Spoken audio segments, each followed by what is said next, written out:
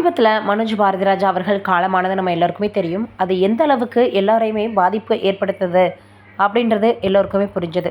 ஏன்னா இப்போ இருக்கக்கூடிய காலகட்டங்களில் இளைஞர்கள் தான் அதிகமாக சில விஷயங்களில் ரொம்ப ஸ்ட்ரெஸ் ஆகி மனதில் இருக்கக்கூடிய தைரியத்தை இழந்து அதையும் தாண்டி அது ரொம்பவே மன அழுத்தமாக மாறிடுது.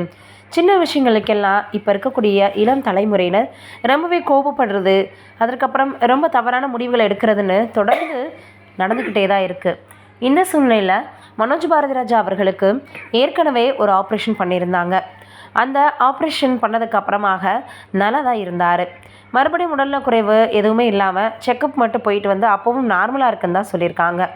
இப்போது மனோஜ் பாரதிராஜா அவர்கள் திடீரென காலமானது எல்லோருக்குமே மனவேதனை ஏற்படுத்தியிருக்குது. அதோட தன்னுடைய மகள்கள் அதே போல் மனைவி எல்லார்கிட்டேயுமே நிறைய விஷயங்களை அவர் கடைசியாக ஷேர் பண்ணியிருந்தார். அதாவது அவங்களுடைய ஃப்யூச்சரை பற்றி பேசியிருந்தார் அப்படின்னு நிறைய விஷயங்கள் வெளியாகியிருந்தது. இதில் என்ன ஒரு விஷயம்னா, மனோஜ் பாரதிராஜா அவர்கள் இன்சூரன்ஸ் மூலமாக நிறைய கம்பெனிகளில் அவர் தன்னுடைய பெயரில் நாமினியாக மனைவியை போட்டு நிறைய விஷயங்களை பண்ணியிருந்திருக்கிறாரு.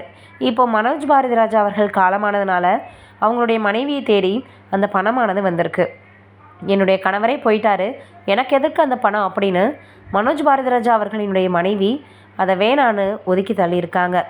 அந்தளவுக்கு தன்னுடைய கணவரை தாண்டி எனக்கு ஒன்றும் பணம் பெரிதல்ல அப்படின்னு ரொம்பவே எமோஷ்னல் ஆகியிருக்காங்க. இதெல்லாம் பார்க்கும் பொழுது கடவுள் நல்ல மனிதர்களை எதற்காக இப்படியெல்லாம் சோதிக்கிறாரு அப்படின்னு தான் நம்மளுக்கே தோணுது. இது ஒரு பக்கம் இருக்க, இப்போ அம்மா கிரியேஷன்ஸ் உரிமையாளர் நிறைய விஷயங்களை பேசி வந்துட்டுருக்காரு. சிவா அவர்கள் என்ன சொல்லியிருக்கிறாரு அப்படின்னா, மனோஜ் அவர்கள் 2 மாதங்களுக்கு முன்னாடி ஒரு ஆப்ரேஷன் பண்ணிக்கிட்டார். அதில் ஒரு பர்சன் தான் அவரால் பிழைக்க முடியும் அப்படின்னு சொன்னால் கூட கடவுள் புண்ணியத்தில் பொழைச்சி வந்துட்டார். குடும்பத்தில் கொஞ்சம் ஆறுதல் மூச்சு விட்டுருந்தாங்க. எப்படியோ நம்ம பிள்ளைய நம்ம காப்பாற்றி கூட்டிகிட்டு வந்துட்டோம் அப்படின்ற மாதிரி பாரதிராஜா அவர்களும் நம்மளுடைய கணவருக்கு இனிமேல் எதுவும் வராது அப்படின்னு அவங்களுடைய மனைவியும் ரொம்பவே எல்லாருமே கவலையிலேருந்து கொஞ்சம் மீண்டு வந்திருந்தவங்களுக்கு திடீரென இப்படி ஒரு பேரதிர்ச்சி வந்துருச்சு. எல்லோராலையுமே இதை தாங்கிக் கொள்ள முடியாத ஒரு பெரிய விஷயமாக இருக்குது. இந்த இழப்பை யாரால ஈடுகட்டவும் முடியாது. நினைக்கும் போது நம்மளுக்கே வேதனையாக இருக்குது.